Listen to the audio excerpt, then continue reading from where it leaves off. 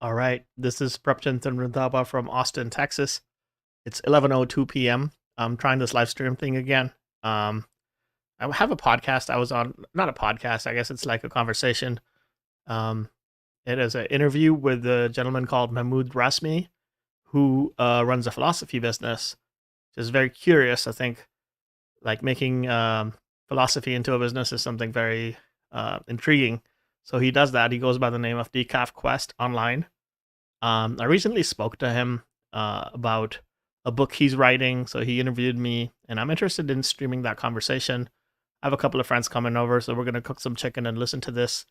I don't mean this to be like a Kanye West type of thing where I'm like sitting in my place, like listening to my own voice. So I want to have people around, play some music in the background, and this is an experiment on my part to see if I can pull this live stream thing off because I like thinking about it. Like I'm interested in actually streaming my voice and conversations, but I just never get to it. So this is an experiment on my part, and let's see if it comes out on the other side on YouTube. I think it is, but we'll find out. So anyway, I'll start playing music now, and I'll mute myself and play the conversation. And in the background, I'll be making some chicken, and some other stuff for dinner. The rest of the time, you'll be hearing a previously recorded conversation over a YouTube video. This music is from that YouTube video, which is Playlist to Study Like Aristotle in 317 BC, contemplating the bust of Omar. I don't know what that title means. I don't know what the reference means, but I think the music is good, and I'm going to play the audio next, and you'll be able to hear my conversation with Decaf Quest, in which I speak about my life and a couple of questions that he had in mind in context of a philosophy book he's writing. So you'll find out more as it goes, but enjoy. That's it. Let's see how it goes.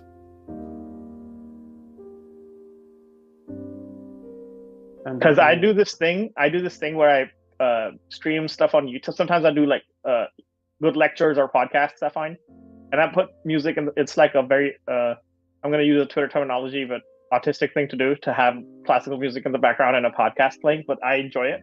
And so I've never done that to something I'm on. So I want to do an experiment and do it with my own voice and yours, because you've used me as a lab rat before, so I'm going to do the same. Yeah. And thank you very much for basically agreeing to do that. Let me just, before, as we are recording, captions for the transcription. Show captions, save, and then hide captions. This will generate a transcription file. Oh, nice! I didn't know that. Yeah, you can do that. You can turn it on. There's a caption. Option somewhere around. Oh, I'm sorry. I did something. Hopefully, only on my end. Show caption. On your end only. This is on your end. This is annoying. How do I get rid of it? Close. Okay, because then I'm seeing generating text, hide captions. There you go. Yeah. Perfect. Cool. So how does this go usually? Like, what's the interview thing? How's your previous interviews been? Is there expectations or? As I was saying, like, I am developing.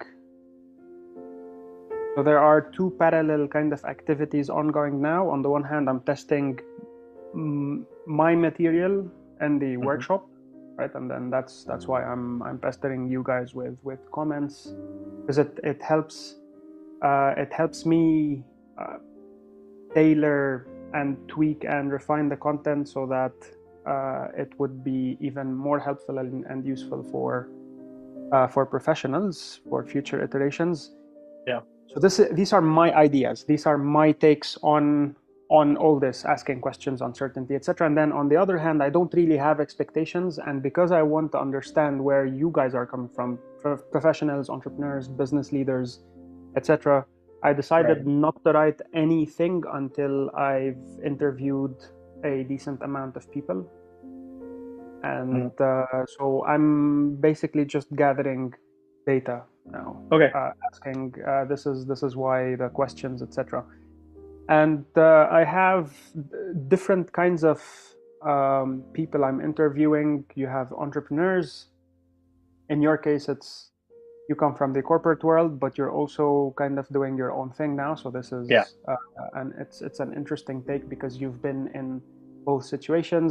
I'm also interviewing business leaders and academics as well, and a few people from the philosophy world who also whose ideas are interesting, and they're trying to bring philosophy into the marketplace and stuff like that. So yeah, so far the experience has been interesting because you get exposed. Like, this is the first time I feel it's, in addition to me, like I feel like I'm a curator now. I'm not. So I jokingly called you and Philippe curators, like when the NFT thing was going on, when I first came in.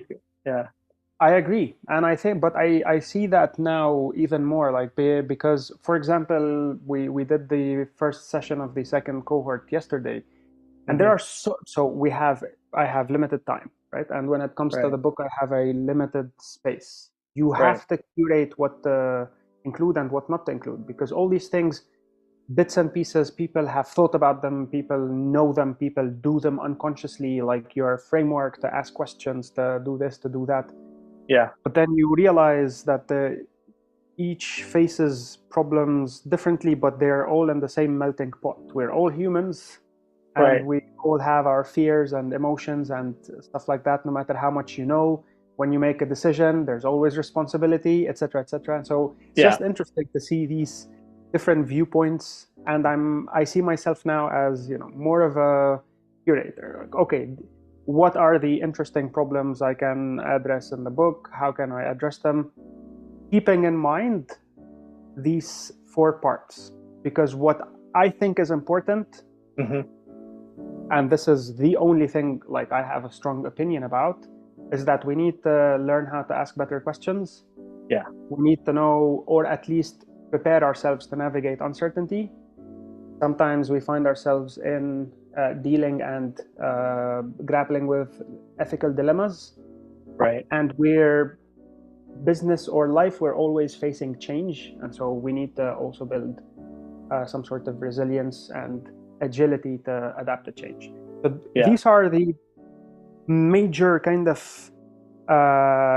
parts of the book, but I don't have strong feelings about the specificities. Like, but if you tell me, no, asking questions is not important, this is where I would argue with you and tell you, no, for me, I think questions is important. But what kind of questioning, what part, how, when, where, this is what I'm exploring. For how much, like, I know you like, you and Philippe always have the analytical philosophy and continental philosophy back and forth, But I come from an extremely nerdy place where I'm like, in any given room, most of the time, I am probably the biggest nerd. Okay, so I come from Philippe's end of what you. And I only, after interacting with you, I only later learned that it's called an analytical philosophy, and it's like math folk. I didn't even know any of that. Okay, so once I know that, but the point I'm trying to make is that as much as you're against it, your process is so much in line with that. It's like but it's a PowerPoint version of what an extreme nerd would do in Excel. You do it in like not in an analytical way, to borrow your terminology, but you still operate the same method, which is like cool. It's cool for me. Of course. Yeah. But my problem with analytical philosophy is elsewhere. It's because they need to abstract everything, and because they have physics envy, then they need to make their arguments sound scientific and fancy. And it's not only about the rigor or the argumentation. It's like philosophy is about argumentation.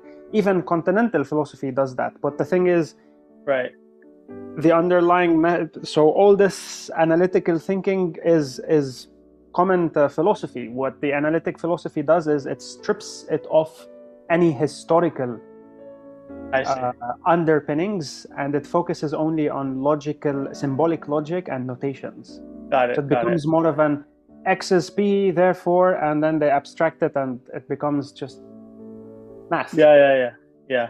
And math is good, and you learn how to analytical thinking and how to solve problems. But then it need not necessarily always map onto ethical problems and Yeah. human connections and stuff like that. Yeah, no, makes sense. But the way you were describing the four things and like the intentional, I guess, lack of structure, but like semi boundaries, like, but these things that you want to focus on. But and that's I was like, dude, this guy's like explaining right now how to do a very extremely complex project, but not even. But he's like doing that, except it's like on the math end, right? So if you're making a spaceship or something for like NASA, or like Shell does all these kind of projects, okay, that you're making like a missile or like an extremely nerdy something the U.S. Army would do. This is exactly how they go about it, because it becomes so complex over time and so much changes that initially you just want to give it like rough boundaries and be very open to stuff. Except they call it, my boss used to call them big rules. Like, these are the big rules and everything else can change. But anytime we have argument about big rules, that's a no. You can't argue about the big rules. You can argue about everything else. But then I'm coming from that extremely matrix in the sense of like an Excel sheet, right? So everything is down to like logic and process. But even in that world, deep down, the incredibly egghead engineers, that's exactly how they do projects. Like, big rules are, you don't question big rules. You can question everything else. So like, okay, cool. You that's how, at least to me, in my perception, I'm like, this guy is that version in his own world. Because like I see the similarity, because I've seen the extremely Iron Man type people that work on those projects. I'm like, okay, cool. So I'm in similar territory here. That's like validation for me that I'm learning from like good people. But anyway. Interesting. Yeah. I mean, and now it's my time to learn from you guys. So. Yeah. See, Tell me what you got. I won't. Okay, I'll share my screen in a second because I picked some questions and I thought of like stories from my background to like align with them. But I have this one thing that I want to say that, and I want to see what you think. Okay, so this comes to my mind every now and then, but I don't have a response to it. Maybe you don't even have to respond to it right now, but just think about it. On the engine, and this is maybe even outside of analytical philosophy, maybe it's like pure math, okay, pure math and physics, total deep end of physics, like Philippe. And I often see that those people are open to the fact that they don't know all of the answers and they need to go learn the humanities side, okay? But humanities people just keep dissing math. You're like, dude, but I was so glad to see your blog, for example, about your Python experience, because that again told me, okay, he's one of the exceptions, because he actually came into this world and was like, no, I'll go through it. But in my general experience, outside of like, not you, I know many humanities people, and I'm like, dude, you guys are always dissing the other side, but how come it's always the other side that's open to coming here, and I never see one of you guys over there?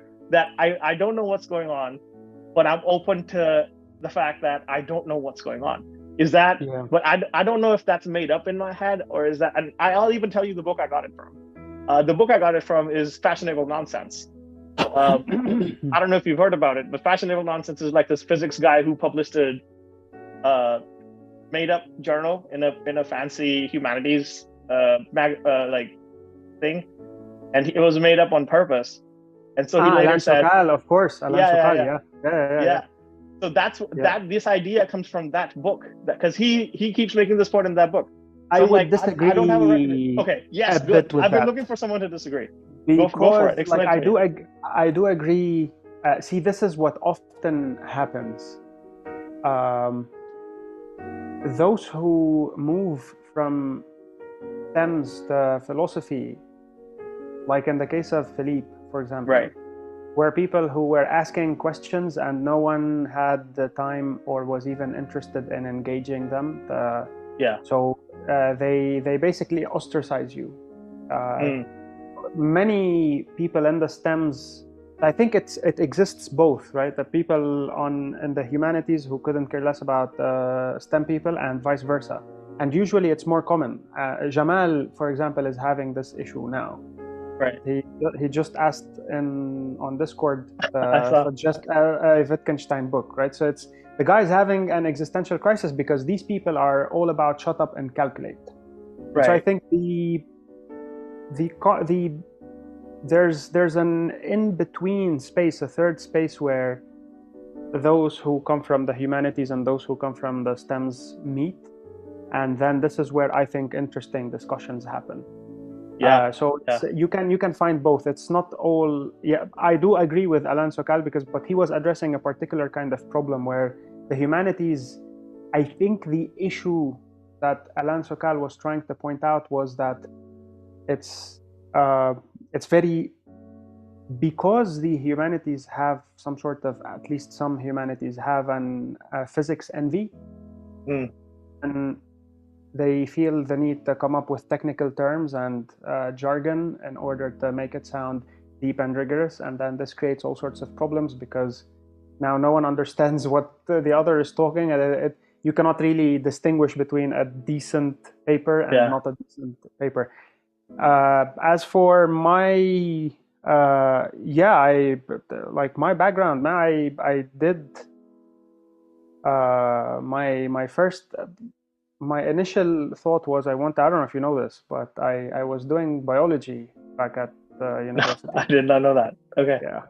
And Interesting. then so I took organic chemistry. I took chemistry to a one as well, where Schrodinger and all that jazz, and then math and calculus and bio to a one and to a two. But then, because I was in an environment where those who were studying biology were all pre-meds, Yeah.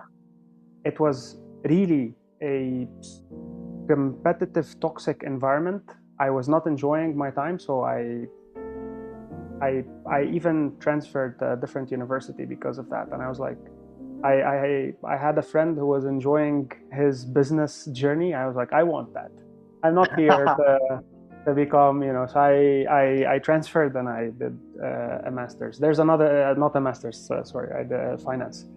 But the Yeah. other reason was because I was able to land a scholarship and a financial aid, which was not available in the first one. But yeah, so I come from a fairly science kind of background, but this is why I'm interested in both. Yeah, that's yet another similarity. I had a very similar experience. I went to school in like West Texas, by the way, which is like, I don't know if you've ever been, but if you get the chance, go to West Tech. I'm telling you, it's like nothing you've ever seen before. And so I went to school there for chemical engineering, and I kind of loved chemistry, organic chemistry, like thermodynamics. Oh, I still love that shit. But I realized I like studying it outside of school. Weird thing, because inside of school, it's like this weird. I guess what you described, Jamal, was going through. I was going through because I'm like, I like this, but I like it the way Wolfram discusses it. No bounds. Like he goes into philosophy, comes back to science, goes into philosophy, comes back into science. Like, how come people don't do that here? It's like it's like a very dry version of this. And I had a similar experience. I had a friend doing business degree, and I'm like, this guy's having so much fun. And so like I ended up switching college. I ended up like switching my degree. I graduated with a supply chain degree. All my friends in India still think I'm a chemical engineer whenever they introduce me to their like wives and stuff. They're like, here's my friend. He's a chemical engineer. I have to do every single time. I'm like, no, I'm just a business degree guy, lower level than you're making me sound. But anyway. yeah, pretty similar indeed. It's just, and I just, it was not enjoyable because as you said, no one is. I'm interested in the origin stories behind Right. these discoveries, where this is coming from. Like I really loved organic chemistry. In that course was organic 1. I don't think I took organic 2. So it's like there were 2 courses. It's just, it was fascinating stuff to learn about. Even chemistry, the first ever. This is what at one point also Philippe discussed in the philosophy of science. You learn Schrodinger's equation and all these different states. The energy is quantized and whatever that is, and it's just interesting. But then everyone is just obsessed with their grades and passing the exam and getting into med school. No one to discuss this with. No one, like, so what and I think, see, this is the thing. Unlike me, Jamal endured that. because he was at the same Right. university I started at, and Oh, where okay. I was teaching. Yeah. And so he suffered that. He's genuinely interested in all these, in physics, understanding these big questions. He's into astronomy and whatnot. But Yeah. then every professor there is just interested in having you calculate. Here we don't ask questions. It's like I once approached a professor of physics at that university, and he was like, "Oh no, here we only do experimental stuff." Because I was asking about some sort of if there's anything more than just like if there are any questions they ask, what kind of research they have, etc. I mentioned philosophy, and I was like, no, we just do experimental stuff. So Yeah. it's interesting that you also had a similar experience. Yeah, it's almost like I love the way Philippe teaches it, because it's like he incepts the seed in you, and you have no idea the amount of shit I look up after. That's when the real, like, I call it climbing of the trees, because like, and there's no right direction or wrong direction. You just, like, you're curious about something, you go into it. And I remember this is the opposite. I distinctly think it's the exact opposite of what I used to feel in, like, an organic chemistry or thermodynamics lecture. There is no climbing of trees. There is no, I want to, like, go explore this branch. This is what's going to be on the exam, so you better study these 10 chapters, Exactly. and so I was so miserable, and then I switched to business. So kudos to Jamal for sticking through it. But he's suffering now in his MA. He's really suffering. Like Mm. he's gonna finish his thesis, yes, but then he's starting to have some serious doubts. Yeah, I hope he finishes, and then, like, No, he does. He will finish. He will finish. But then he's like right. having doubts about the entire meaning of it all, because he's curious about astronomy. Like he's in it because he's genuinely interested. He's not only there because, oh yeah, I do research and that's it. And unfortunately, if you don't find the right group to work with when it comes to these things, your soul will be sucked the hell out of it. That was the second part I was going to say. That not just I hope he finishes, which it sounds like he will, but second is, like, when I was at Shell, I used to, like, try to hire these folks, because I think of myself as one of these people where, like you said, if you go to the wrong team, and a lot of people in school already hate markets. They have something in their mind that business is, like, for dumb people and for stupid people, and then they come to the business world, and then they get attached to a team that's doing some 80s bullshit that doesn't apply. It's not what they studied in school. It's not what they're passionate about. And I think I have examples of the questions I picked, in more detail about exactly this, where, dude, you're going to make them hate the business world even more. That's how they, like, have this vision or image that anything business is bad, anything market is bad. And I'm like, oh my God, that's, like, bad for everyone involved. And I hope that's not the situation, or even potential situation, he ends up in. But let's hope for the best. I mean, who knows? Yeah. Hopefully. Yeah. Okay. I'm gonna share my screen. Okay. Just I don't have to. I can just look at it and talk. Or I mean, whatever you're more interested in, I'm good either way. Okay. So feel free to share if that's what you wanna do. Yeah. Because then it'll be weird if I just look at it and you don't know what I'm looking at.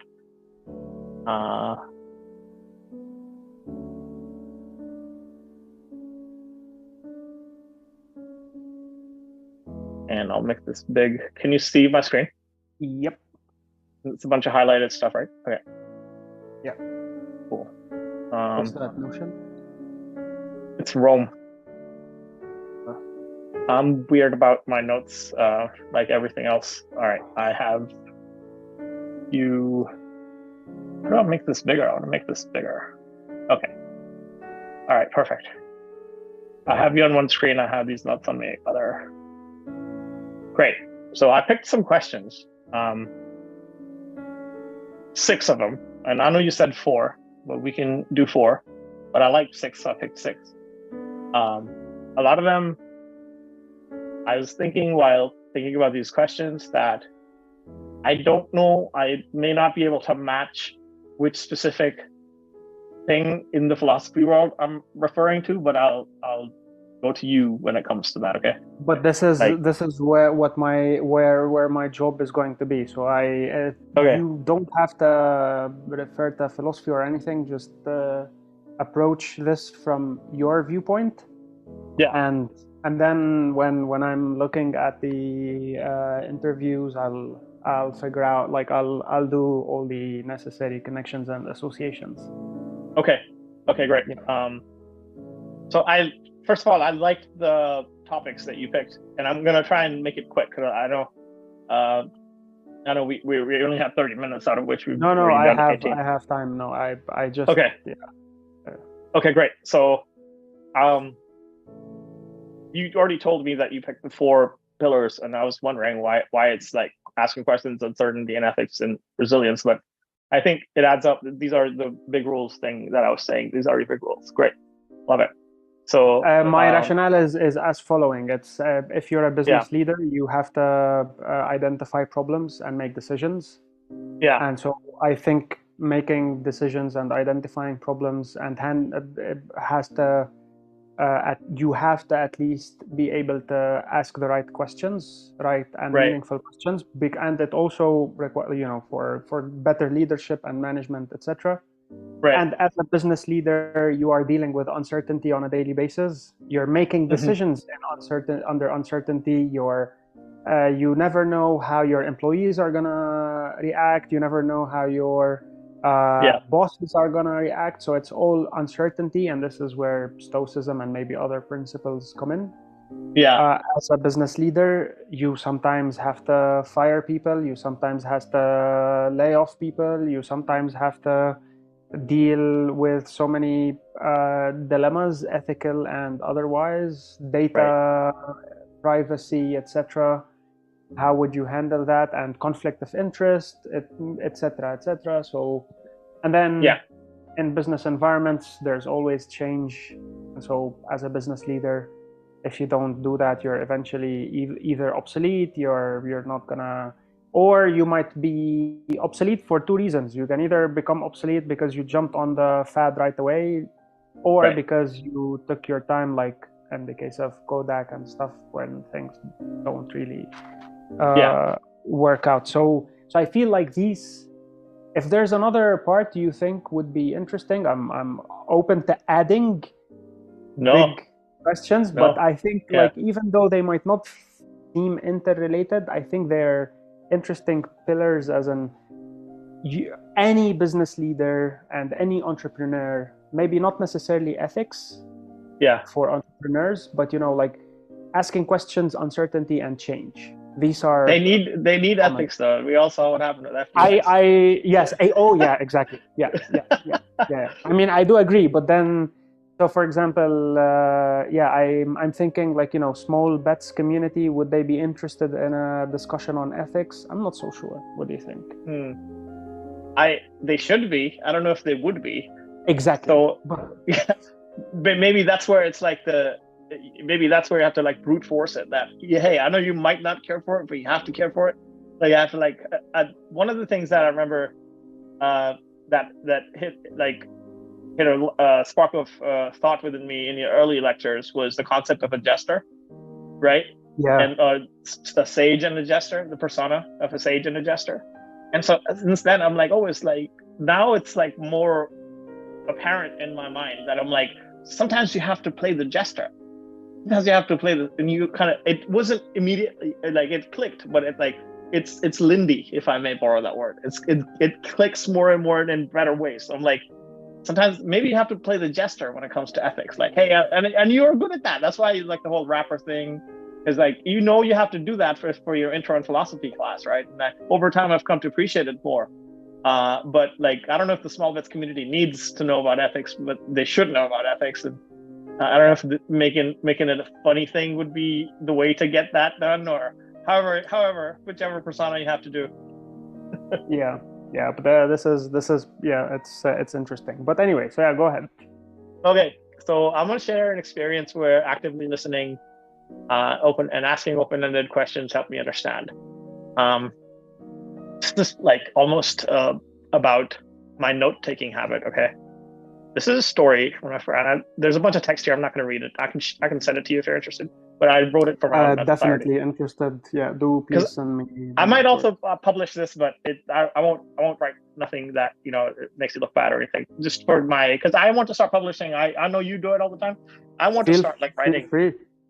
Okay, great. So this is a story. Yeah, I don't mind. All the better. Is like, yeah, that's. I'm glad that you actually took the time to answer these questions thoughtfully. Yeah, no, it's because I was like, what else can I do with this thing to make it more fruitful for both me and hopefully you as well. So when I moved to America, okay, when I first moved to America, it's like 17 years ago now. Me and my parents both used to work minimum wage jobs. It's like it's a weird history. I don't know many people who've had that history because most people like move here as a student or like they already have rich parents and they got sponsored to move here or something. I didn't have that. Both me and my parents were working the same $7 an hour jobs. And I was going to school where this organic chemistry thing and business thing was happening. And I finally got a job at Shell. Okay. And this was like after all of my friends were like, hey, I got a job at Goldman Sachs. I'm moving to New York, or like the kind of city I come from in India. It's like people go to Dubai for shopping and whatnot. Okay.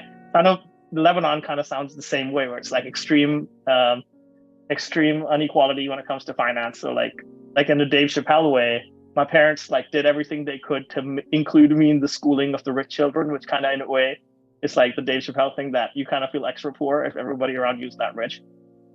So I was in America, don't know what's going on, don't know how school works. I have freaking 4 jobs to go to every week.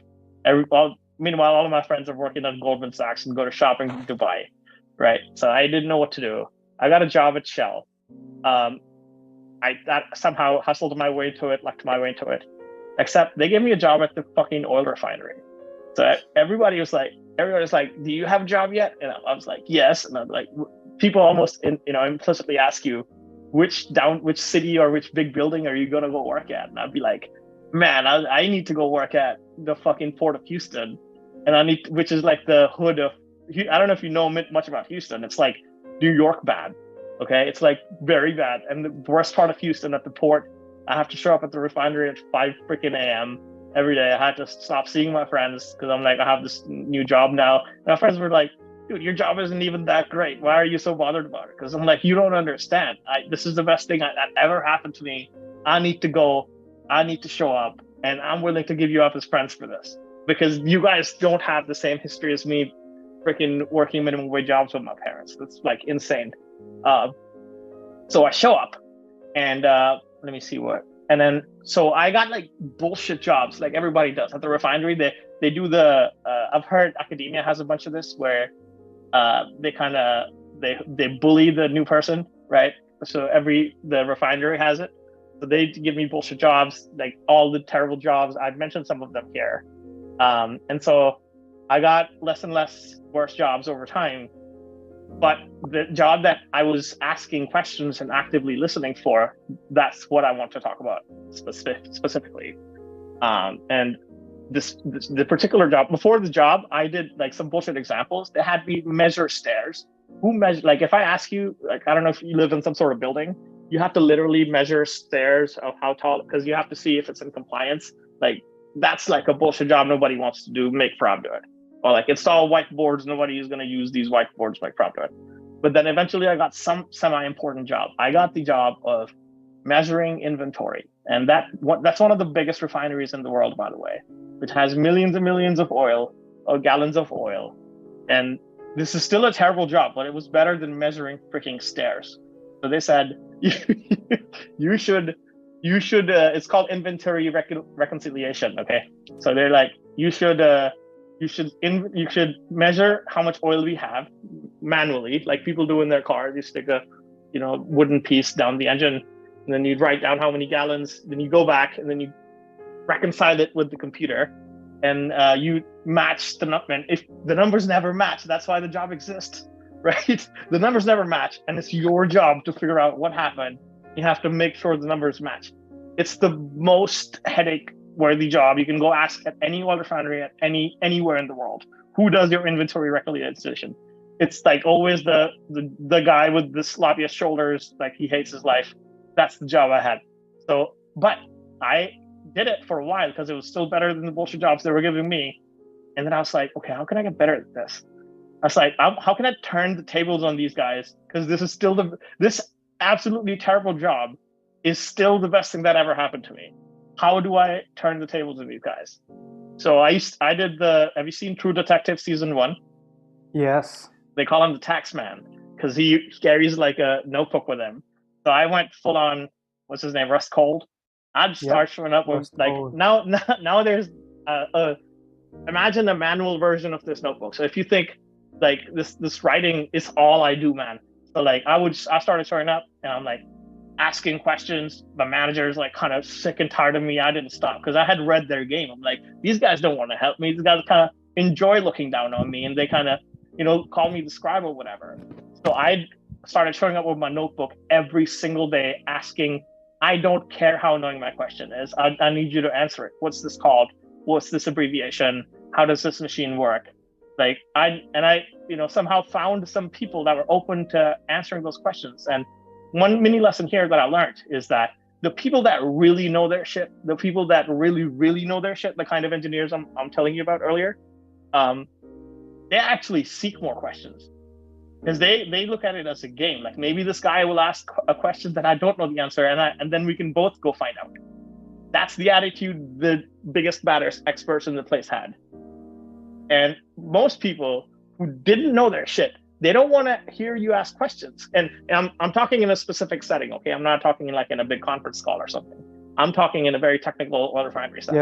Yeah. The people that don't know their shit, they escape questions. And I realized over time that that's why they were making fun of my note-taking and my asking questions.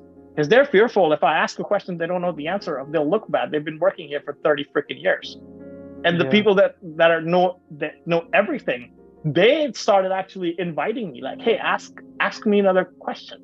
Like, ask me another interesting question. I started making friends. And then I took the analogy of language here, because the first day I showed up there, I went home and I went straight to bed in a fetal position. Like, dude, this job is not for me. I don't even know the fucking words they're using. Like, I don't know what the language they're speaking, so I could make a comparison to language. But by the time I'm telling you the story, it was like 2 years in. And one day I was like, dude, I'm speaking the same languages as these guys. And now I know more than some of these guys. And then by the time I left, I had more knowledge of, and this is a multi-part story, so I'll come back to this in a couple of other questions. I worked there for 2.5 years, roughly. By the time I left, I didn't know more than everybody, but I knew more than most people of how machines worked, how a refinery worked, what problems are specific to this refinery versus what problems are common for all refineries. What are the risks? One other bullshit job, because they still gave me bullshit job 2 years in. That's not like I stopped getting bullshit jobs. One of the bullshit jobs they started giving me because I had answers because of how many questions I asked was, so many people come in, like executives and stuff, and they always need people to give them tours. Like, hey, I have too much to do, I'm busy. Make this prop guy take these executives around. And like I made friends with some of them. I was like, nice, like, because I now know how this place runs. So I thought that was a fun story to tell about asking questions and really actively listening, and kind of like, and in an adversarial environment on top of that, to somehow come out on top. I think that's probably a shining example in my life. That's a really good example. Yeah. So I don't know if it relates to some philosophical, some element or something. That's don't worry about the philosophical aspect. Okay. So this is a long story. Okay. This is just act one, but that's the question. On asking questions, because I can ask my question. So, but I can mimic that process now. I did it with crypto again, because I know that it's okay to be cringe. It's okay, because eventually this goes away and you end up knowing more than some of the experts. I did this process again with crypto. But then let's move to uncertainty. I think that is about crypto. Okay. Stop me if this is too crazy or too wild or not interesting or okay. So the next question I picked on uncertainty is, how do you approach decision making in an uncertain business environment? So now I run my own business, a tiny business, uncomparable to, oh man, hopefully I don't run out of battery. My mouse is out of battery. So now I run my own tiny business and I face uncertainty every day, not just because I don't know what's going to happen tomorrow. I'm not funded as I used to be, because eventually this inventory thing I'm telling you, that's what I got funding for. Okay. I solved that problem so hard that I became the global expert at that. And I later on got funded to like solve it for everybody, everywhere. But I don't have that anymore. I now work for myself. I don't have any fucking people with giving me millions of dollars, and that's all my own money, and I don't know what's going to be happening the next day. Like you, I don't have anything against 9 to 5. In fact, I think the people that do are the Bitcoin maximalists of the entrepreneurial world. Okay, they're the idiots of that world, because like you should, if you really are facing uncertainty, first of all, you should take any opportunity that comes your way. I don't believe in structurally keeping an opportunity out because you somehow had a bad experience of it, or you have some sort of ideology that keeps you away from it. I maybe I'm in the wrong here, but I don't believe in that. But how I deal with it now, because I still run my crypto business. It's going well. I haven't lost money. I in fact made a bunch of money. It's great. But I'll tell you the and it's like a version of small bets, I guess. But the approach, I have 3 things that I keep in mind always, that I keep coming back to. One of them is Kelly criterion, and in informal terms, this small bet attitude.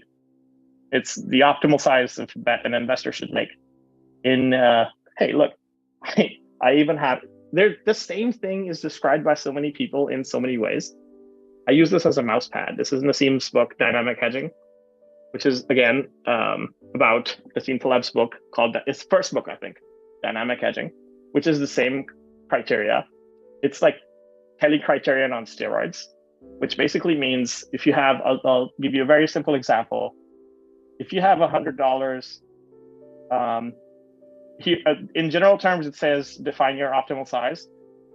It'll, in rough terms, if you have $100, only spend 10, because you have to split those $100 across space and time and dynamically hedge your bets, right? Everybody knows that, but I think it's harder to practice and to do because that's only one part of it. I think there's other parts to this. So everybody understands the small betting and averaging over time, and only buy, if you're going to buy Bitcoin, buy small amounts at a time. The second thing, which a lot of people miss, I think, it's called path dependence. So the basic, I'm going to bore you a little bit because this is quite nerdy. No, this is this is good. This is good. So Kelly criterion, small bets, dynamic hedging, all is good there. People understand this for the most part. What they don't understand is path dependence, which is the path you take matters, first of all, which sounds simple. But second, the path you take matters. What that means is the path you take and the path I take will be different, even if we do the same thing, right? And so that's one aspect of it. In market terms, if your $10 and my $10, even if we place it on the same thing, are 2 different paths, okay? And I think you could say this has overlap with small bets, but I think it has some overlap, but not really, because it has more parts to it. It's this path dependence thing equally goes as deep as Kelly criterion and small bets thing. Because your $10 are not the same as my $10, even if we place it on the same thing, 1. And 2, the path individuals take is different from the paths groups take, right? So this is the thing, I think Daniel Vassallo talks about it, that the VC point of view is different from the founder's point of view. And he frames it as the founder has to go all in, while the VC has like a ensemble probability view. But what makes this even more interesting is something called Simpson's paradox. And please stop me if you already know this and da-da-da.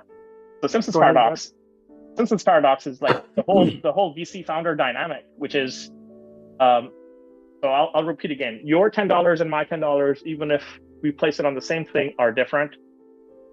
Your path is not the same as some of the all paths, which is if Bitcoin is going up, I have an example here in a second.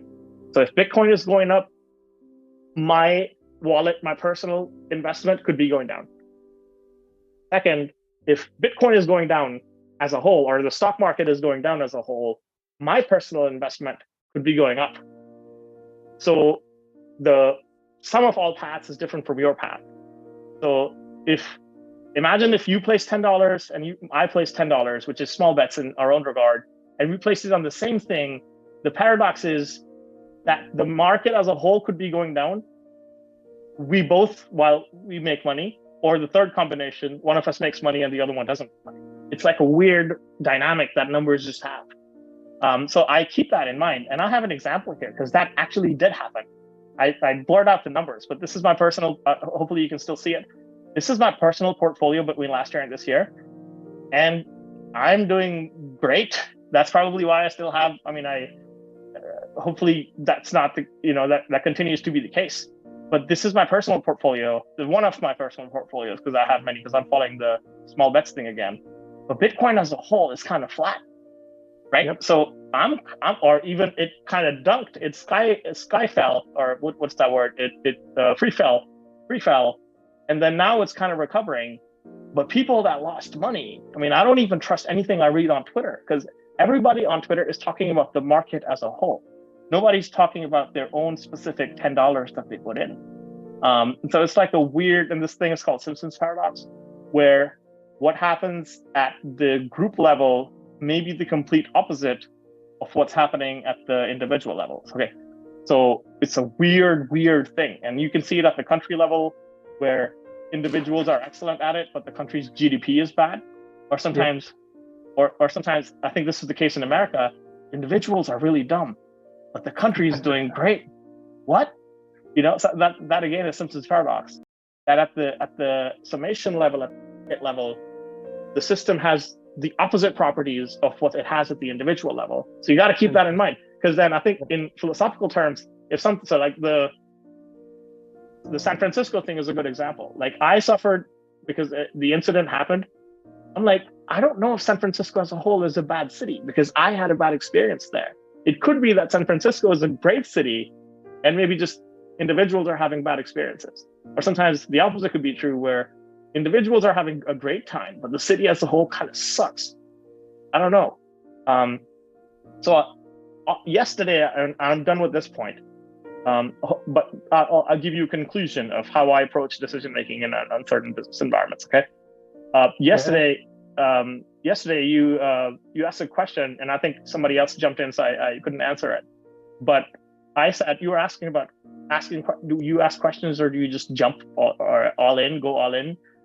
Whether it's Bitcoin or NFTs or some market thing, or like, how do you approach that? Do you just, if AI comes in, if a new opportunity comes in, do you just make the jump, or what approach do you have? So I kind of like thought about it since yesterday, and I structured my answer in a way like, as long as you've thought about Kelly criterion or small bets or path dependence or Simpsons paradox up front, and you kind of have your resources split up in a small bets fashion, you're aware that your path is different from everybody else's path, and then that the whole is different from the individual. Because those are I'm talking like the big rules in this specific context. Once you have those set up, sometimes you don't have the time to ask questions in the market, or like I'm not a day trader. I don't recommend anybody become a day trader, but day traders have this where they're like, I have to make the call right now without looking up any more information. Sometimes that happens in the oil world. Like I remember a couple of years ago, oil went negative. So people, you were getting money to buy oil, which is like an insane thing. And some people were like, I just got to do this, man. The downside is that now you have to like take deliveries of drums of oil. Where are you going to keep them? Right. But oil is negatively priced. Do you want some or not? Like they are literally paying you to get oil off their hands. Do you want some or not? And in those situations, you don't have the time to ask questions or look up more information. But I think how smart traders do this is they set up these small bets and path dependencies and Simpson's paradox in a big rule sense. They kind of set up these big rules. So when the opportunity arrives, and Daniel Vassallo also refers to this, that you must have time open to just pounce on it when it comes up. And in those moments, as long as the big rules in the structure is set up, you should be asking the questions beforehand, not then, because then you lose the opportunity. So I'll stop there. That's how I approach my decision making in my business and then uncertainty. I know it's like very Extremely good. vague and abstract, but it's worked. No, that's good. That's good. Yeah, I mean, it's worked out for me, but I'm open to it not working out. So if I go broke or something, then forget all this. But it's worked. It's worked. It's worked. If I have another shipwreck, then I'll keep signing up for your classes. But it's worked out for me. And by the way, this is how also Universa, and I'm only mentioning this because like on the Wall Street side, if you ask like what do the hedge funds do, that's also what they do. They like set up their criteria at the strategy at one time. And Warren Buffett does this, where they're really, really certain of, I'm going to keep going back to big rules. They're really certain about their big rules. Warren Buffett is like extremely certain about his base assumptions. And then he just keeps doing the same thing. It doesn't matter what the market is doing. Doesn't matter what's happening tomorrow. Doesn't matter. And he invests in like weird things like milk. Commodities are like things like, because he's that rich, right? He can mess around with this money on low risk stuff. And he's going to keep buying milk. Doesn't matter what price it is. Doesn't matter what it is, because he's like that sure about his big rules. But like I'm hoping you are too. I think you are about these, and I hope you are with the questions, uncertainty, decision making, and resilience. I am. Yeah, it's like he's that sure, and it's like, dude, so he's chilling all the time. Doesn't matter if there's earthquake, nuclear bomb, doesn't matter. He's always like, yep, I know it's uncertain, but I'm sure of my big rules. So that's my answer for how do I approach decision making. We don't have to do all of them. I'll probably do like a couple more, and then we'll discuss how I did. Okay. You're doing great so far. I mean, this is the thing. This is this is already helpful because it on the one hand you have some stories, and on the other hand you have some frameworks. Yeah. And pretty much what I'm going to be doing based on these, like when you're saying you have to be sure about your assumptions, well, in a Stoic term, you have to be sure about what you can control, about what you cannot control, and given that you cannot control what's going to happen, well, so you focus on the things you can control. And then just like you said, Warren Buffett doesn't care. He has his assumptions, he has his way of doing things, his first principles thinking. Yeah. And he couldn't care less about external events, earthquakes or whatever, because this is his thought process and framework. And this is basically Stoicism. So this is you leave that me to extract and, as I said, correspond and map onto other philosophical concepts. But these frameworks are helpful because now I have the tools to disguise and mask philosophical terms in more corporate business terms. Great, perfect. And vice versa. Yeah, absolutely. I hope I'm like doing the opposite. It's going to take me some time to build up the confidence to like casually use like Stoicism and Epicurean.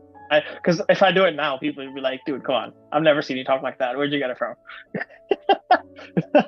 But hopefully, like, it's a slow process. I hope to incorporate. It is a slow process, but yeah. So this is good, man. This is good. Yeah. Okay.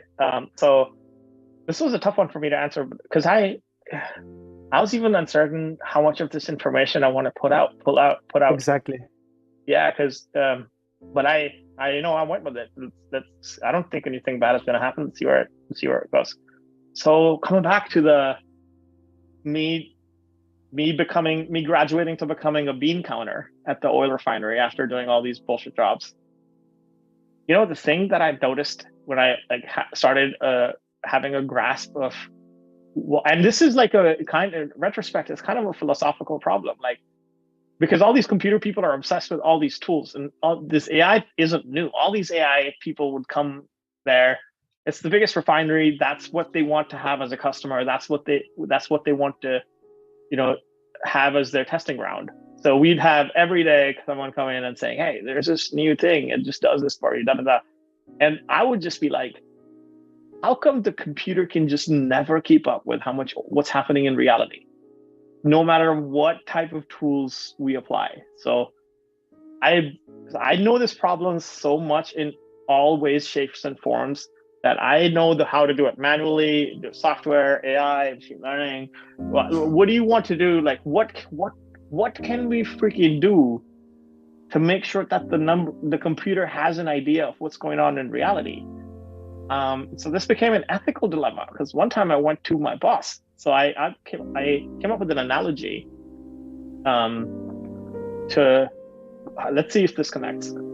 So yeah, it's interesting that you're mentioning this, and I honestly don't have any answers, or I can suggest. I can suggest. It's not. I'll tell you the different. This is what the philosophy of mind people at Berkeley and MIT back in the day in the 80s, when also there was an entire kind of talk about about AI and machines that could think for themselves, etc. So this debate. No, but that's not my dilemma. Wait. But just a second. Like this is. It's interesting that you're bringing this up, because Hubert Dreyfus, for example, he was at UC Berkeley, and it's like, well, doesn't matter, because they cannot keep up with reality because they don't have what it takes they don't have this organic kind of perception of the universe. And so interesting. No matter how much they try, they just they wouldn't be able to make it. So show me what you got, man. Okay. By the way, this is what my introduction to like complexity and all these. Like, who the hell can I go to that can answer this question for me? That the computer, no matter what we do, does not know what's going on in reality. Meanwhile, I have all these tech people online, always promising that we're gonna one day live inside the computer. It's all coming. Da, da, da. I'm like, how come? Like, it can't even do basic stuff. And I'm still of that opinion. And I think it's to do with what you just said. But anyway, so one day, when I had banged my head against the wall with this problem enough, one day I was like, imagine in your phone, because iPhones were a thing by then, I think. Yeah, they were. So imagine in your phone, there's a number that tells you how much milk there is in your fridge. Okay, and so just stay with me here. So imagine there's an app on your phone that tells you how much milk there is in the fridge, and it's always like off by a little bit. And the way it works out in reality is that people know that nobody like cares, because they know that it's like, okay, it's off by a little bit. It's always off. That's all right. But as long as it's like generally correct, directionally correct is what they call it. As long as it's correct enough, good enough. Companies do long-term businesses. They do 50-year contracts, 20-year contracts. So it's like, if I tell you, if I'm your milkman and you say, hey, how come this number is always off? Just a casual conversation, nothing out of the ordinary. And I tell you, hey, it's always off, but don't worry. This is what the excuse is made in the industry. But don't worry.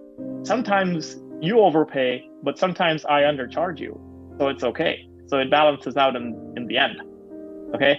This is what I would always hear, that, yeah, we know it's off and we know you do your best, but because sometimes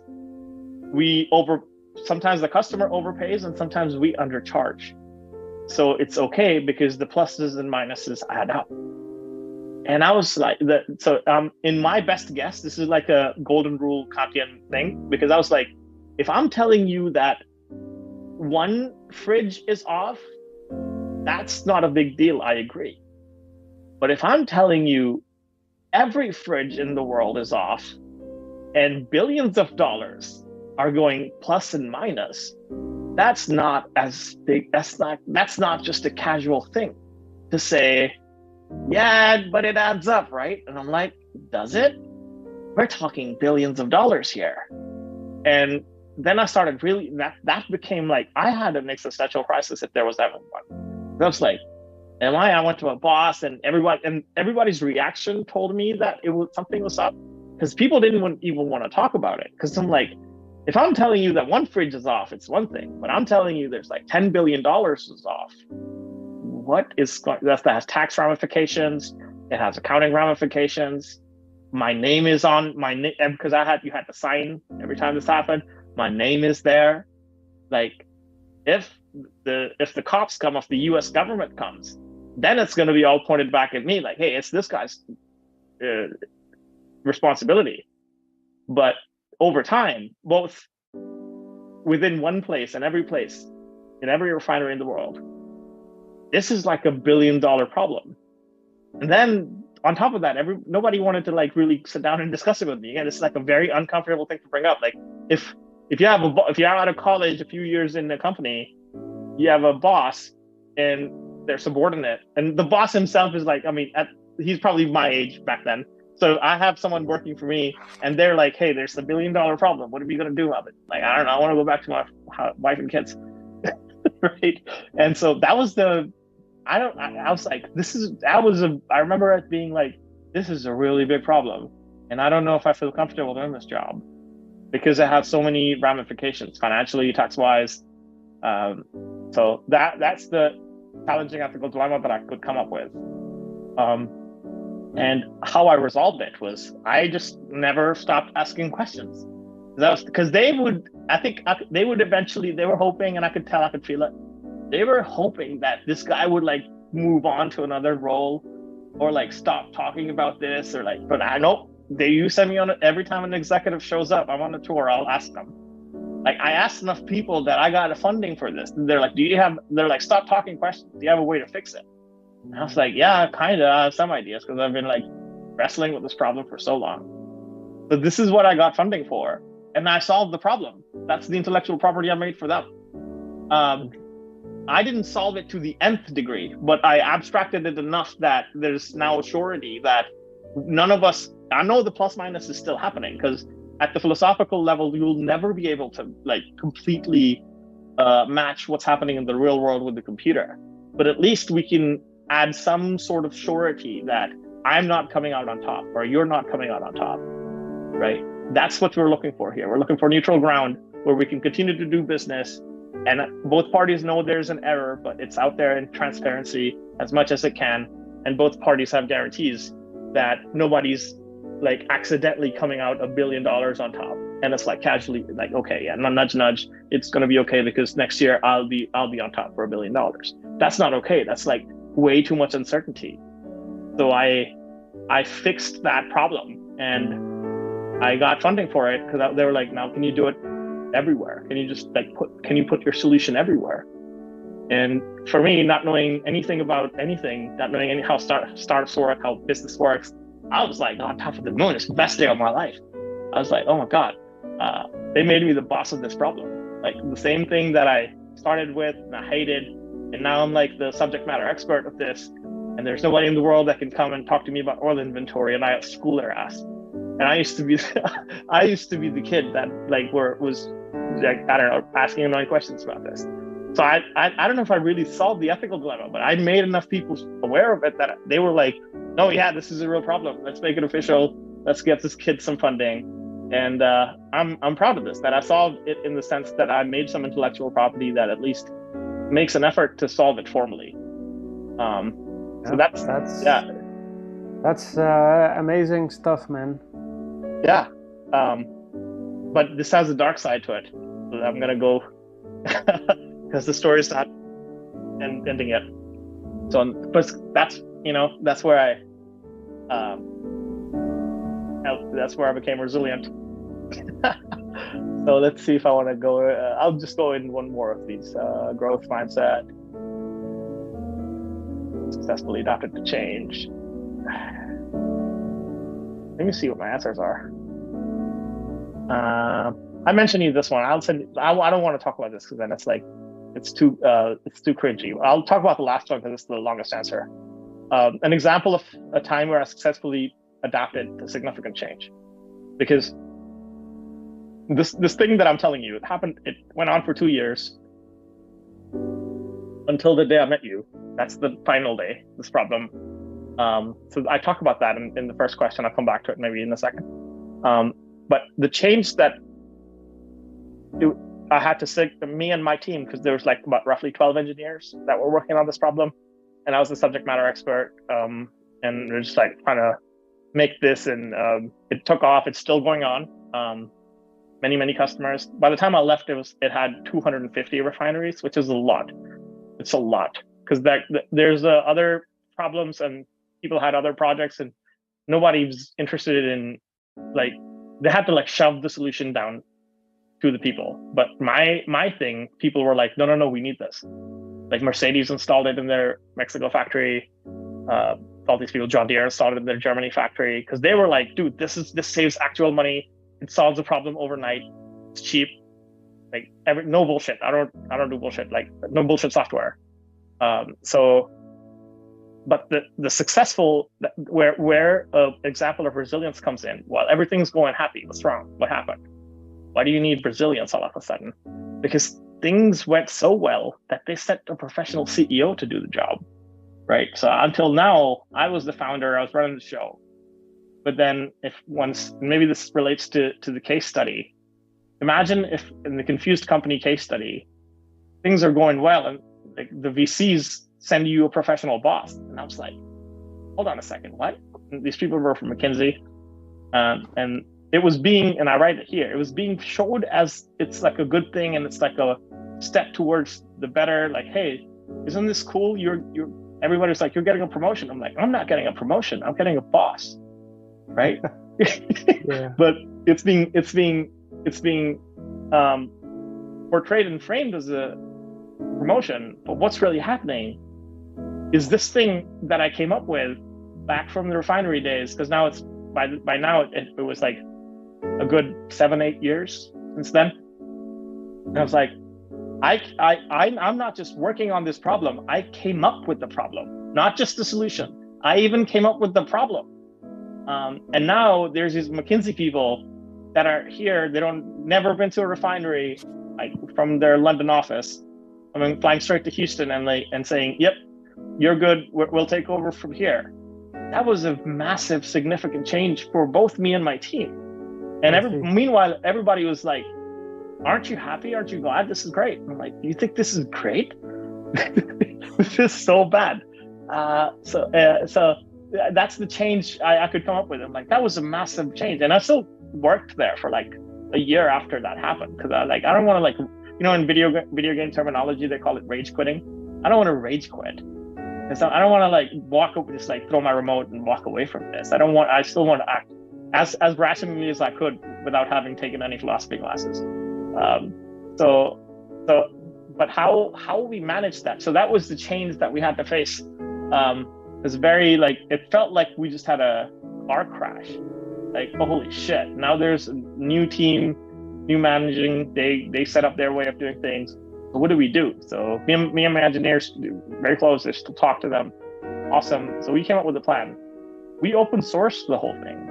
We were like, so instead of, and we made sure that we passed it on to them in a nice, friendly manner. No funny games. We memed them a little bit, but we got to do something out of it, man. Like we made jokes and like kind of like made fun of them the same way. I guess you make fun of the analytical philosophers. We kind of like subtly make fun of them.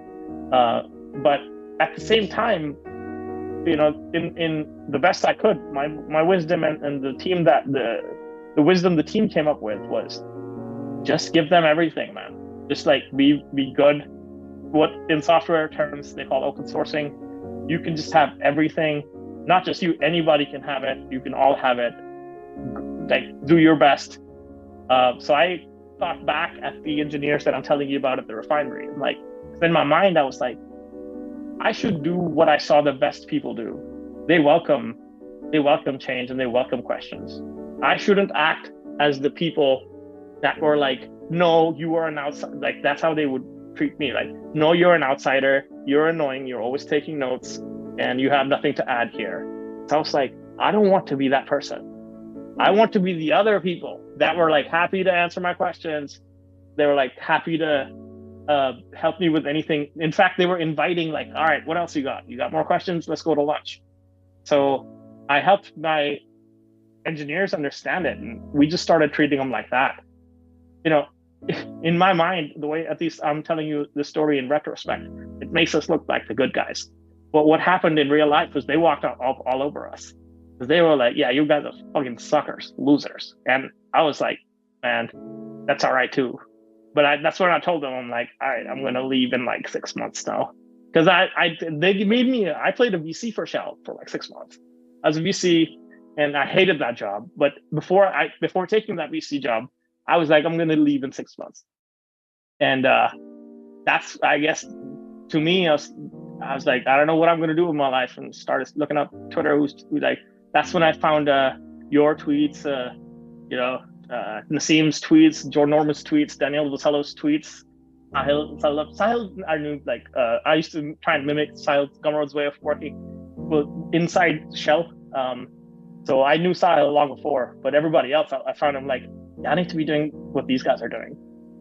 So that's how I personally managed change, but also my team. And it worked out because everybody has awesome jobs. People are working at like space startups, they're working at all these fancy financial companies. If anything, I'm the biggest loser. Like, what are you doing, fucking crypto crap? And I'm like, don't worry, I have my big rules figured out though. So it's gonna work out. Yeah.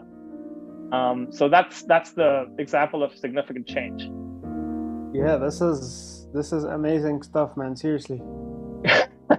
It's a good story, I think, and it is. Like, interactions like this help me frame it, because I don't know if I should like go around beating my own drum, but sometimes I'm like, I should still kind of like share it sometimes. So that's why I was like, this is a good opportunity where I might just publish it. But yeah, that's what I talk about in these other questions too. I kind of gave you the summary. That's how I fostered the growth mindset. I was like, decentralized ownership, give them the ownership. I learned that at Apple when I had a college job at Apple. Like, just instead of hiding it from them, instead of like ditching their questions, just give it to them, be there. And like I said, in our mind, we were the heroes. In their minds, they're like, yeah, we do this all day long. We've done that to 10 other teams, and we heard it do it to you. And it'd be like, all right, that's cool, man. Good luck. So that's my story of resilience. But it's like an ongoing, lifelong thing. So yeah, and this is already pretty philosophical as well. So this is a really good story as well. Yeah. And, even though it's now probably like you did a good job structuring it, because this will make it easier for me to incorporate it in the book. But yeah, this is good. Like you. So yeah, I'll get you readers. I'll get you readers at Shell. Even people within Shell, they were like, dude, your career took off like a rocket ship. Where'd you go? And I'm like, I don't know. I just do my own thing. So when your book comes out, I'll be like, hey, I got published in my book, in a book. I cannot mention Shell though. I'll just say one of the big oil companies.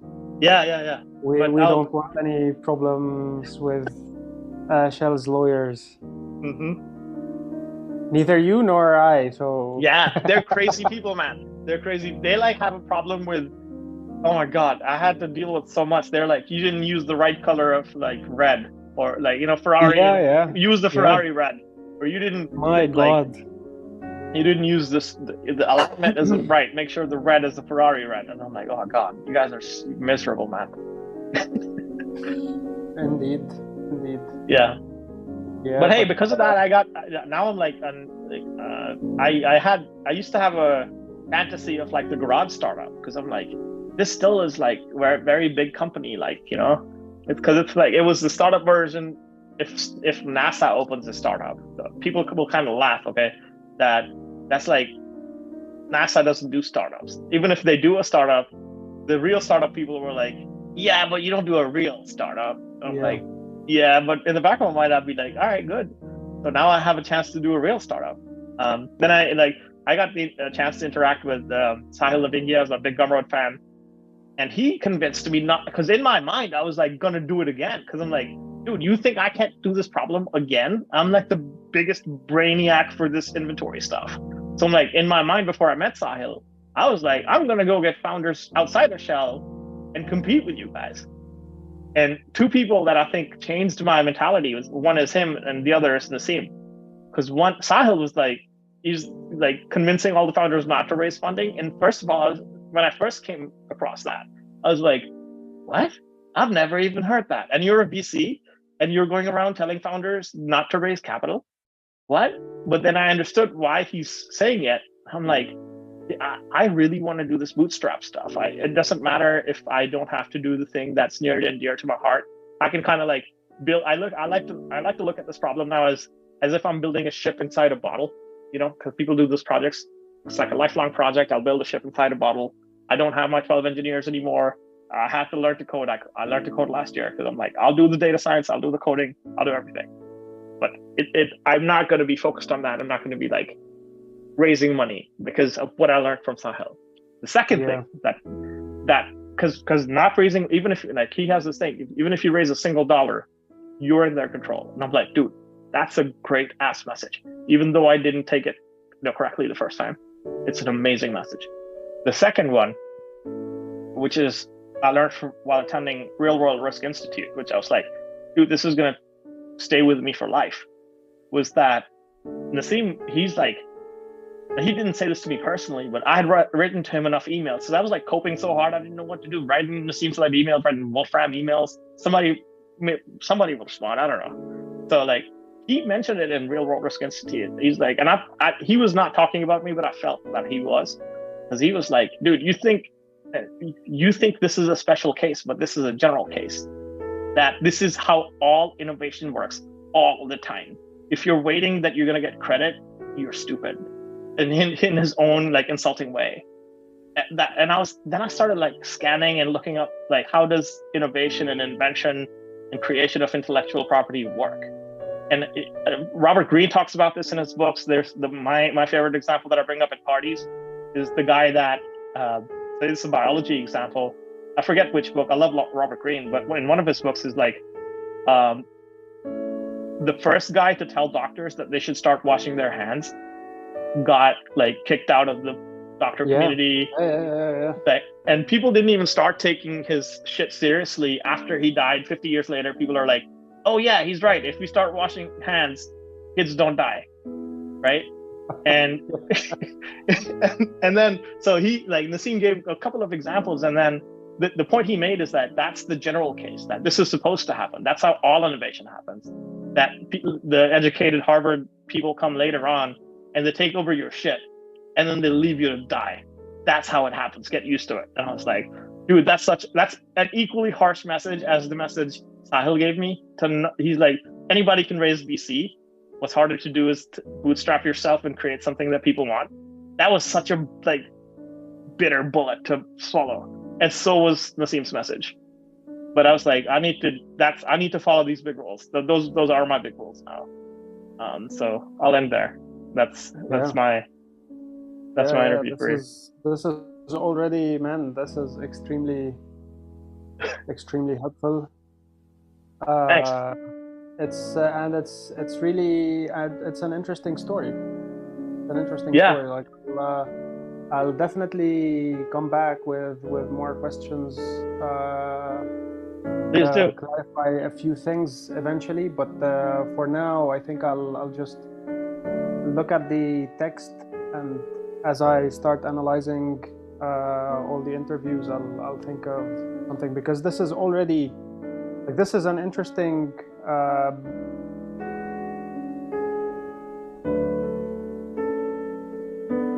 back, or how to put it, like it's an interesting backbone story, you know. Like I can think of this, I can mention all bits of these stories and the different parts of the book, you know? Great. I mean, you don't have to, but it fits in nicely. Like, this is a thing. So I'll see. Yeah. Great. Cool. This was fun. This was fun for me to, because I've been like, for a while, I'm like, I should probably like write some of this down. So I thought of the opportunity when you said questions. I'm like, these questions remind me of that. So I just like wrote down, and I think that's the beauty of the questions and the big rules. I'm going to keep calling them that people just think of their own shipwrecks, right? When they're universal in a way that you just mentioned, and like I have my own shit and other people have their own shit. Everybody thinks of their own stuff.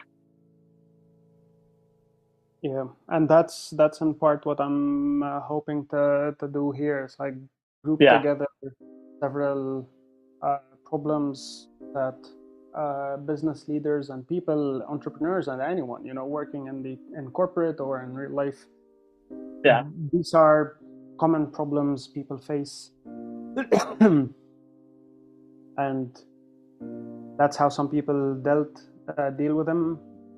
These are a few philosophical tools you can use, and frameworks to establish, and that's basically it. So as I said, even though the 4 pillars are there and they're non-negotiable, when it comes to the actual structure of the book, even though I have an outline and everything well set up, I'm only I'm going to be editing the outline again after I go over the interviews. Yeah. And so it's going to be interesting to see where this is going. I'm interested in the process. And because you mentioned how people would in the real world would approach these complex problems. This is the first time in my entire life I have a Notion database with the names of people I'm interviewing, the questions I asked, and I have the transcription, right? And then I also run it by GPT to find some sort of bullet points, and then I go over it and I listen to it again, and then I to analyze these to find associations, etc. So this is the first time ever I am approaching a project in a more systematic way. That's cool. I'm definitely that person, but I think I find myself in a different category than, and maybe that you probably relate to it in a philosophy sense, but because I'm definitely in that category, but I'm in a different bucket, and here's why. Because the kind of people I worked with in this whole oil environment, they don't give two craps about technology. Like they consider technology as the worst thing ever. The type of technology that works in the oil refinery places like that, it's like 50-year-old places. The moment, and there's so many tech guys like Stanford PhDs, MIT people. I'm in a different world now, so they're respected here. But when they walk into that place, dude, people are like, 1,000 of you have come and gone, and wait for the longest time before I actually incorporate something into my life, because somewhere I still have that attitude that you guys are coming in and saying something, and you always after like the latest thing, and you always think you're going to solve your problem, and then people just never came back. One visit to the refinery, they would not come back. The first time they'd be like, I'm here to solve all your problems, never to be seen again. Yeah.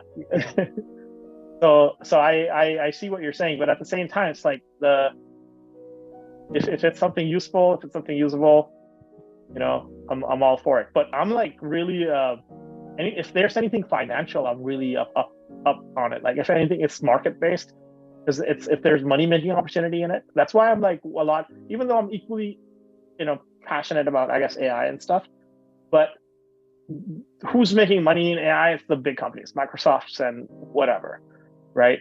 In crypto, it was like, dude, if I can make money more so than technology, my inclination with crypto is like, dude, there's money making opportunity here, and if you can like get that, let's get that. And that's also the attitude I bring from like my experience in the oil refinery. Like, if someone shows up, people are like, technology does this or technology does that. The most ruthless people that work there, like, yeah, but can it make us 1 cent per gallon more? If it can, let's go. Like, come in. But if you're here to tell me that your technology will solve some problem, and we're all gonna go with you and go along and do this, and and at the end of the day, not make 1 cent per gallon more, fuck off, right? Yeah. Yeah. And I think that it's a bit ruthless for a lot of the other environments, but I think that part also exists in me, that I'm like, if there's money to be made, no, I'll stand with you no matter how ridiculous it is. Like the NFTs are a good example. Like, is there potential opportunity here where I can make $1? I'll look into it. I don't mind looking stupid for the rest of the world. But if it's just technology for technology's sake, I don't know about that. I think you have similar attitude. Yeah, like, no, definitely. But this is like this is when it comes to this, it's like this is the first time I'm actually there's as I said, approaching this in a systematic way, because in part I know what I'm looking for, and in part I don't know what I'm looking for, because this is where, like, following the Sahil heuristic. So in a way, you guys are my target audience as well. Right. It's like if I don't understand where you guys are coming from, I can write the best book ever and no one would find it helpful. Right. So in this case, yeah, like as much as possible, interviewing different perspectives, shifting my approach, because usually when you're writing academic papers and all that jazz, and when you're in academia, it's more about, okay, I have this argument and I'm gonna defend it. But now I have, this is a different approach, and which is how usually people write books. You know, the people in the real world, they talk to other people. You usually seek feedback, and then you're trying to address real world problems, kind of, and without really having an argument. Like I don't feel like I have an argument. I have a premise. And I just want to explore it and find tools to help you deal with problems. And so it's, for me, it's even a new approach doing things this way, because before what you usually had was tables of books that you read alongside quotes that you think are interesting to analyze, and these would support, and the supporting arguments. But it's a different way of doing things. You're only looking at things in a theoretical manner, and you're analyzing them from one particular perspective, but then it's not helpful. And usually, like, the data collection happens because, in the case of other fields and departments, because you have a theory and then you want to prove or disprove the theory or whatever. No, in my case now, it's just more of a let's see how I can make philosophy more useful.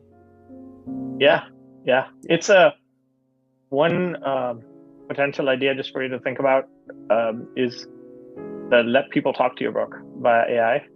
I know the code is open source and you can just do it. Like once you have the book, eventually when you're done writing, this is Sahil did with he did it with his book. Oh yeah. The code is open. That's an idea. But I have a thing that I'm thinking about, and I probably, there's no answer, and you've already thought about this. But see, and this is probably the same problem on the technical side, and it goes as follows: if there's like a really credible technical book versus a technical book that's like not as credible.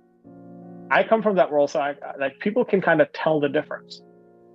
But you are, again, equally, you're like the deep end of that side, okay? But in your domain. But then, is there a problem in which a normal person, like I've had history with DCAP classes, I've studied the classes, that's why I keep coming back, because I'm like, I know that they really, really, really know their stuff. But there's so many other people also selling the same thing who probably don't, right? So for a person on the street, how do they distinguish between someone like you who really knows stuff versus someone who's just saying, hey, 4-hour work week or whatever? I don't know. This is just a meme I picked. I don't know. How do you create that distinction? Is it just marketing or hype, or maybe I don't know. Because I don't know the answer to that, not being from the philosophical world. Me neither. Okay. Yeah, me neither. I've always wondered, and this is in part, it's I always have this imposter syndrome. Like, despite Yeah, all the credentials I have, I always feel, well, what if? right, Who I feel like I'm that weird guy. I don't know. Am I sure about? But I think this is helpful because this is what gets you going, like, to improve right. your material, to improve your delivery, to improve the aesthetics, to improve absolutely everything in order to cater to the audience. Now, I honestly have come to a point whereby I would distinguish between, because you mentioned technical, right? So Right. I would distinguish between areas and fields where technical knowledge is essential Hmm. versus areas where it's not that important.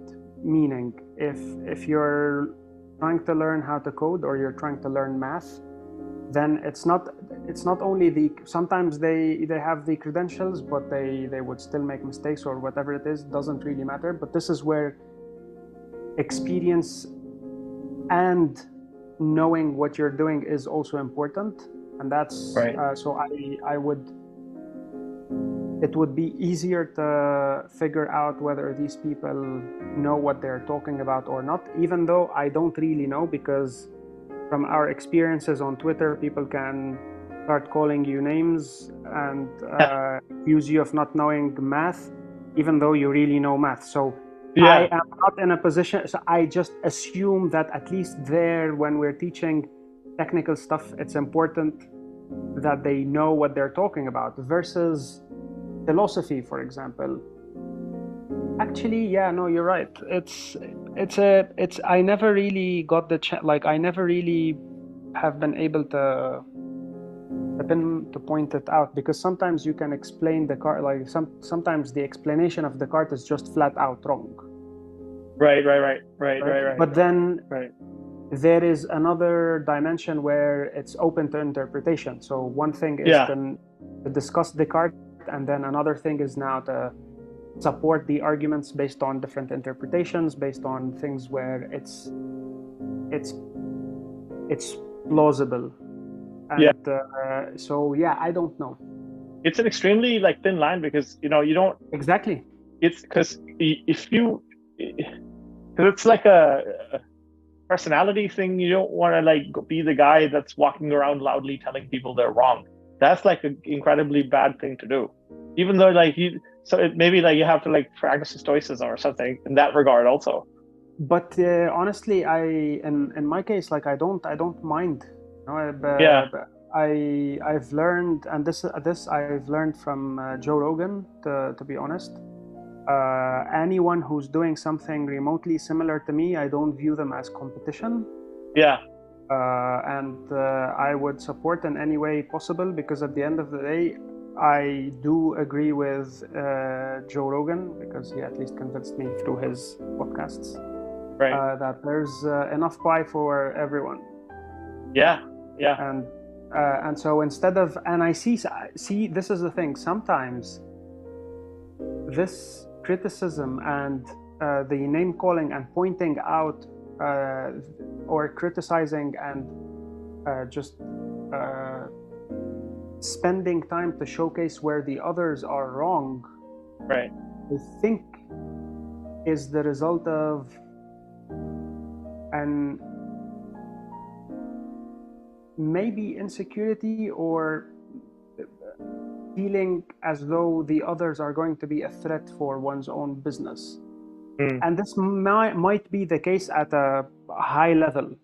Corporations, high, the stakes are extremely high. They need to make decisions and product, etc., because otherwise they go bust, and it's a high responsibility. They have thousands of employees, etc. But at an individual level, every time I might catch myself thinking, oh, look at this person's delivery, or oh, look at this person's content, oh, it's shit, I can do better. Mm. I question myself, like, where's this coming from? Why Yeah. am I telling myself this? Right. Right. Right. Why is there some sort of, maybe, is it envy? Am I jealous? Am I, in a way, frustrated because I cannot produce the same kind of content? And so once I analyze this, is it something I can improve on if it's my content? Or if not, I need to acknowledge that people do things differently. And that's Yeah. it. So instead of focusing on whether, because at one point in my time, I would look at how people are doing things. Oh, this guy doesn't know their Kant, or this guy doesn't know their Heidegger. Who cares? Right. Like, who cares? Insofar as they're not really, so insofar as the consequences are not as harmful, like, so here we're not in college, people will voluntarily sign up. So if they're consuming this material, it's at least Yeah. being helpful for them. So I don't really mind, and I'm not even in a position of authority to be a gatekeeper. So whoever, let people be, whatever works, and I use it for myself to improve my content as well. So it's just going back to Joe Rogan, there's enough pie for everyone. Yeah, that's a good answer. Yeah. That's very cool. I You'd be don't very know- successful at a philosophical consultant. Because hopefully, man. Because I just give you, like, I'm asking you so many impromptu questions, and you like coming up with these answers. So it's like, that's good stuff. But because I've thought about it, if I don't know, like if I haven't thought about it, I wouldn't answer. Yeah. But this Yeah. particular issue, this is something I've been struggling with since ever. Right. Yeah, like because every time I feel, it's just I never, ever since I became aware of that, I don't want to fall into the trap of becoming this butthurt gatekeeper. Right. Who am I to say who's right or who's wrong when it comes to these issues? And I'm not saying that anything works either, right? And I do have strong opinions about how to do philosophy and on certain ways of doing philosophy. But despite all that,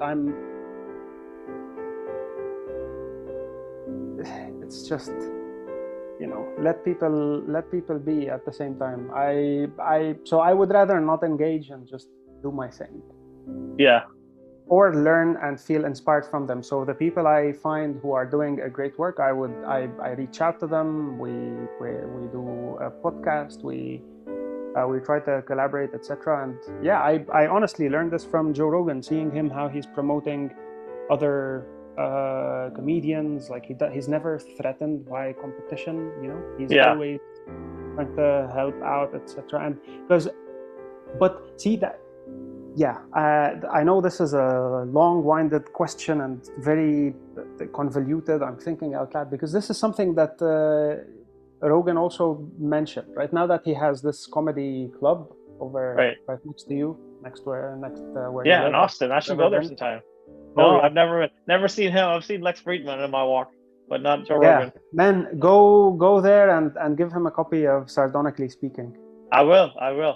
Yeah, that would be cool. Tell him. But I wonder how often he comes there. But anyway, go on. He's always there. He's always there. Okay. It's his thing. Like, not always, of course. But he's frequently there. But it's this because he's running this comedy club, and so he invites people over, right? And he wants to promote his friends, and he wants to even competition. There's another person the other day. I forgot what his name is. He's another comedian. He's also running now another comedy club. Mm-hmm. And they talk about this, like, are you not afraid of competition? And Joe is like, on the contrary, like, let's help each other, etc. But at the same time, he wouldn't hire shit comedians either. Right. But then there's a fine line also between deciding who you don't want to be at your club because you think they're really bad versus giving someone an opportunity because you feel like they have potential and could improve, right? But this is something That's the curation bit again. You have to curate exactly. it. Yeah. And so it's, but he's not a gatekeeper in the sense that he says who's funny and who's not. It's just he has a certain criteria and he applies it to his business. He's not out there saying, oh, this comedian is shit, this comedian is bad. He's just, for his own thing, this is how he curates things.